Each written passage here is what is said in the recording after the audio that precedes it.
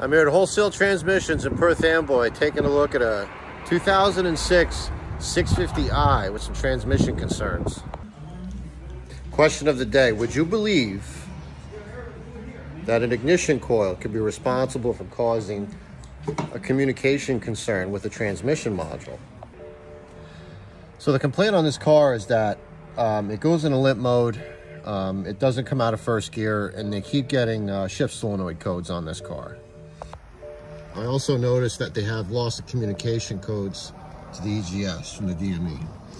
When I was scoping the bus, I noticed some crazy spikes on the network in excess of 60 volts. Okay, so something I failed to mention in the videos I took when I was doing this car is that when I went up to the car, it was running when I got there. And I noticed it had a light misfired idle, kind of like a fish bite miss. Under load, it got pretty pronounced, but it was something I kind of kept in the back of my mind as I was diagnosing the car. And when I saw those spikes on the data bus at the transmission, which I failed to mention too, I was thinking, okay, we got secondary feedback. What's the most likely suspect? So then I took my current clamp, misfire cylinder 7, went around the primary on cylinder 7, and had that on the same screen as my data bus, and then I'm going to show you next what we got.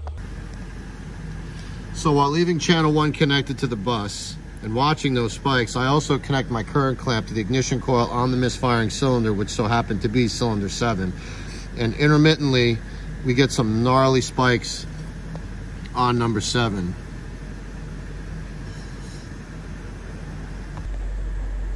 All right, right here is a snap. I think I got it up to like about 3 grand. And when I revved it up, you can see we got a major problem here with secondary ignition feedback right into the car's computer system. Okay, so at this point in my diagnosis, I looked at the data that I had gathered. And I believe that cylinder 7's ignition coil had failed, leaking secondary ignition voltage back into the vehicle's electrical system, causing all kinds of disruptions. I then presented this information to the shop owner, and he told me that there was 2 things that I didn't hear about when I first got there in terms of complaints with this thing. Number 1 was the instrument cluster, when you rev the engine, would go crazy, shut off, turn on, whatnot, and that every other stop, I'd say, the car would throw itself into park. So I was able to confirm the instrument cluster going crazy. I forgot to get a video of that, which I apologize for. But I wasn't able to confirm the car throwing itself in park. Anyways, I asked the shop owner, put an ignition coil in the car. After you do that, send me a video of the fix. The following video, the final video of this, is what he sent me back. Hey, this is Mike from Wholesale Auto on behalf of Renee Diagnostics. Changed the 7th coil. Now we're road testing the vehicle. As you can see, there's nothing being thrown back into park.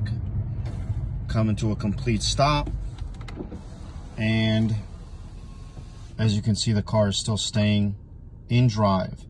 Now, usually with that electromagnetic interference, what would happen here is the signal would be interrupted and the transmission would throw itself back into park. So fortunately right now, after Renee's diagnostics, pretty comprehensive diagnostics on the engine management, and found that there was interference in the 7th coil.